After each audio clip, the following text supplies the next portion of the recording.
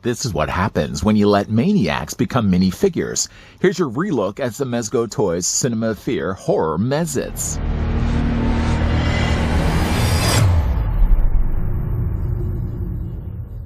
Get your horror hands on the Cinema Fear Mez-Itz action figures from 2002. The set includes 3 iconic horror movie characters, Leatherface, Jason Voorhees, and Freddy Krueger. Each figure is 3 inches tall and made of high-quality resin material and intricate details that capture the essence of their on-screen counterparts. It really does go to show that evil can come in any size. Just before we do this relook of the Mezco Toys Cinema Fear Horror Mez-Itz of Jason Voorhees, Leatherface, and Freddy Krueger, let's take the tape measure and let's see how tall these stand. They're going to be about the same size as one another. The reason also why we're going back and having a look at these is while going through my various comments of other videos, there was one viewer that actually had asked if I would ever go back and consider doing a re-review of the following figures. It just dawned on me, in fact, that I had these figures. They were stored away in storage for like, I don't know how many years. They haven't even seen the light of day for, I know, at least 3 or 4 years. And that just kind of sparked an interest in me and how much I loved these little smaller horror collectibles that, for all intents and purposes, have been forgotten over the years. I thought it would be a perfect time to have a look at these again. Now, again, these were released in 2002, so if you're doing the math, that's 22 years ago. How many of you are feeling old? We're also, as well, like I said, as promised, we're going to take the tape measure.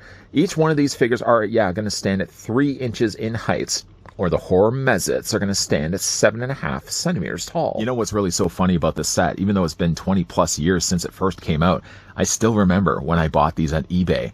eBay back then was my destination for a lot of my horror collectibles because, well, let's face facts. Local comic book stores never really had stuff stocked like this. The thing that was fun about them is that they were fairly inexpensive. I mean, they're, when you look at them really, they're somewhat simplified looking characters. Very limited posability, but they got the job done. I mean, when you really think about it, each one of them come included with character-specific accessories. Jason had a machete, for example, Leatherface a chainsaw, and even though it doesn't look like he has an accessory, Freddy Krueger comes with his fedora. Not only on top of that, but they also have included display stands that, again, are all somewhat specific to the character. The first one we'll look at is Jason Voorhees. Some assembly was required with these. From what I remember, even though I've been kind of keeping them in a bag, I don't have the original packaging anymore, but I remember having like the bases as being one piece, and then you had to do a little bit of assembly. The assembly really that was only required for Jason is that you took yourself the Camp Crystal Lake sign, there's a peg on the end of it, there's a hole right here, and you basically just fit it in place. All of the stands really are pretty much the same size and the same shape. Sometimes you'll see as well, like there's pegs here that are filled in because they're probably going to be used for another character. Probably like, for example, either like Freddy Krueger or Leatherface would have had something similar. There was also as well a black and white set of these. And also following up, there was a second set that had the Sack Jason. It had the Pretty Woman Leatherface, and it had the new Nightmare Freddy Krueger. Yes, I do have that set. Yes, I might just get around to doing a re-review of that set as well. As for the actual diorama, again, you've got yourself, the footprint space where Jason's going to be standing inside. You got a little bit of water. Of course, you got the Camp Crystal Lake sign. It's a pretty simplistic looking display stand, but again, it gets the job done. As for Jason himself, picking the character up, he comes included with his machete. I will say, though, like all of their hands, the way they design these are these C-clip hands. They're very similar to like Lego men. They're always prone to having, I don't know, I always seem to struggle when it comes to getting the accessories into their hands. Like Jason Voorhees, for example, comes with a pretty rusted, pretty bloody looking machete. But the handle, if you look at it, isn't that much smaller really than the hand that's going to be holding it. And I always find I have to struggle, even though luckily, thank goodness, these are actually softer plastic. But even then, I still have to fight to get them into any one of their hands. Jason holds the machete, and once you get it in there, it ain't going anywhere. You can tip it upside down. Like I said, there was a black and white version of this. I would have loved if Mezco could have probably done a NES version of these characters.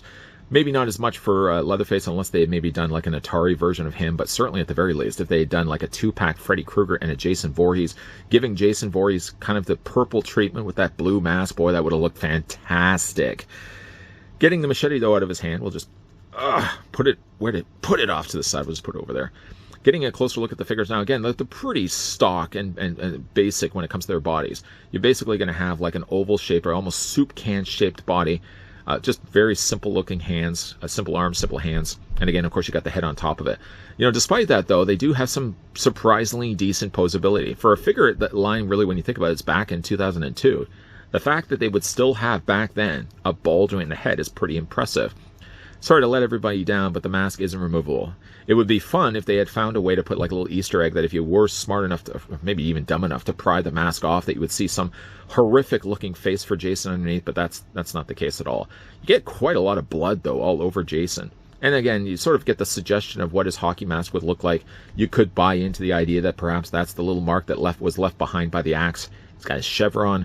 Doesn't have any chevrons anywhere else, though. But, you know, again, it's a simple enough looking Jason, but it looks really nice, really fun, a little fun figure. Now, again, if you want to put this guy on his display stand, if you follow the footprint of his feet, basically you're just going to take Jason and you put him on top of his display stand. It doesn't necessarily peg in place. Obviously, it would work a whole lot better if I wasn't just holding it like this. But all the figures basically just sit inside their little footprints right there. Posability on these guys. Jason will have, and all the other figures will have ball joints for their heads. Their ball joints actually in their shoulders too, which would be one of those things that they could easily have just simply put swivels in there. But no, Mezco actually put back then ball joints on shoulders, swivels on wrists, swivels on waists, ball joint legs, and no articulation here for the feet. But considering that they have this and that they have this for a figure line that's over 20 years old, that's pretty impressive. There's Jason Voorhees. We'll just put him down here for a second. We'll move on to here, Leatherface. I guess we'll just move Leatherface out of the way for a second. We'll look at his display stand. His display stand, if you look at it, is pretty much the same shape as Jason's. So that, again, being that this is really like the little rock pebble stones, whatever this is, it looks like they probably just would have painted them. So it's so easy for them just to have used the same display stand and then, you know, carbon copy all of them and just paint them a little bit differently. So while Jason would have had the Camp Crystal Lake one, Leatherface gets himself one that actually has a little vise, and it's quite gory. This, by the way, again, was a little bit of assembly, so that's where the hole was before for Jason covered over. Now you got a full visible hole. You basically take the vise and you plug it in place like that. It's not going to go anywhere. What you could do too is you can either have, I have a lot of times in the past displayed Leatherface in the front like this, but you can also as well spin it around and Leatherface could be working the shop, so to speak. But there's blood everywhere. If you look at the way the vise is, I don't know, I'm sure he's crushed somebody's head inside of this. There's no articulation. I mean, not that it necessarily needs to have it. The wood looks decent. I mean, you got a little bit of brown stain onto the side there. And speaking of stain, there's a whole lot of blood all over the place. We'll just put that off to the side here. As for Leatherface, he does, of course, come included with his chainsaw. I guess they probably could have given him a mallet as well, but a chainsaw is probably the best go-to idea. Blood all over the chainsaw also as well. I was actually, you know what, the first time I picked this up and then the time that I've now just opened up my storage locker and found all these old things, I forgot the fact that Leatherface could actually hold his chainsaw with both hands. You just basically have to twist his hand like that. You can see he holds both sides. That's good. That's really cool. And there is, again, like the wave version, the second wave of Leatherface that's going to be the Pretty Woman, which we will be looking at in an upcoming review. Short of maybe the fact that obviously they would have just painted the same... stuck again. Pull that away. There we go.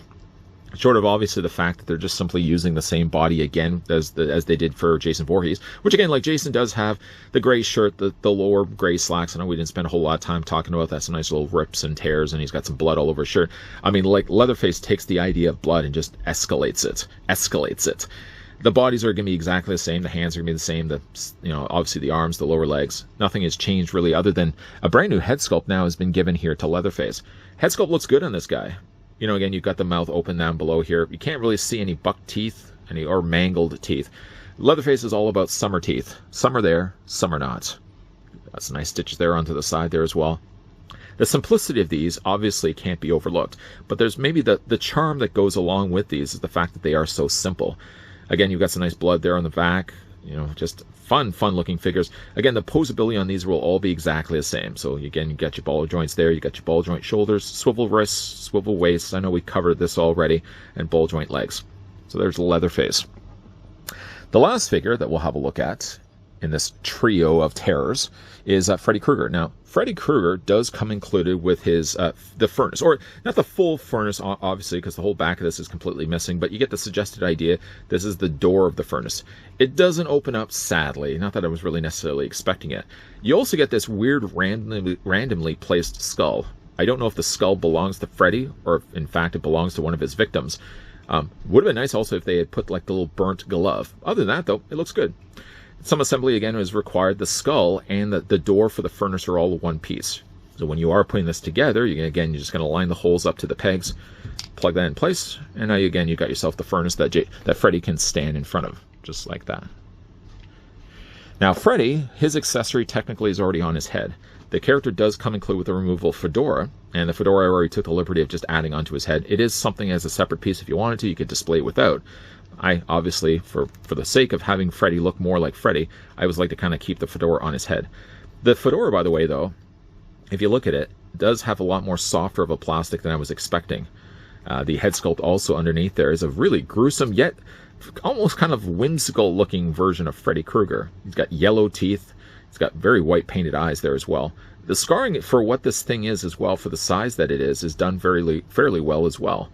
Of course, he's got himself the green and red striped sweater, so we know right away it's not Freddy Krueger from Nightmare on Elm Street, the first one. But he does also, of course, have his Freddy Krueger gloved hands, or his claw hand there. It is still a C-clip hand. I like the little C-clamp hands. So technically, if you wanted to, you could include like an accessory. You could display this guy with an accessory, but really, Freddy already has his weapon. It's always really attached onto his arm. Now again, like he's got some blood there stained down below. I like the way also that they've ripped the bottom of his sweater, so it does look like it's a little torn and a little tattered. It's got some nice blood there also on his arm as well. Even though, even looking at the back of this, which is not something you probably would see all that often if you have the figures displayed like this on your shelf, but they spent just as much time to sculpt and paint the back as they did to the front. And even really, they sculpted and painted the top, even though really, again, like the head sculpt would be covered over by a fedora. Again, you got your ball joint, you got your ball joints, you got your swivels, you got your swivels. I got your ball joints right here. And again, you got no posability down below here in the feet. Just a fun set, though. And you know what? I'm glad. I'm honestly glad that viewer did say that in the comments. Would you ever consider the idea of going back, having a look at the Mezco Mez-Itz?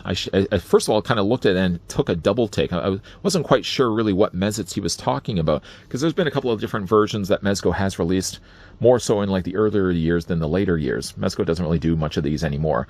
But then it kind of dawned on me, yeah, I have this set, and I also have the second wave as well.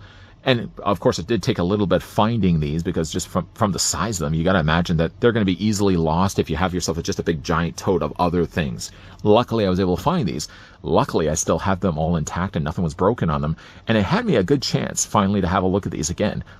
The good thing about the Mezco Cinema Fear Mez-Itz is that they haven't also appreciated much in value. In fact, if you were to go over on eBay right now and start looking these up, you could probably still find a set of 3 of them for anywhere from $25 to $50. Which again, to look at the value of these and how long ago they first came out, probably at the time that I was first buying these, they were going for $20 to $25. So if you want to get your hands on these, maybe for the fact that you had them at one point or you just think they're kind of charming, they're not super expensive at all now to acquire.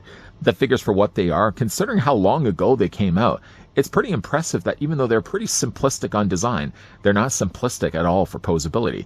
Mezco still managed to pack all these figures with posable heads via ball joints, posable shoulders via ball joints, and of course they also come with decorative display stands and dioramas that are all fitting to the character.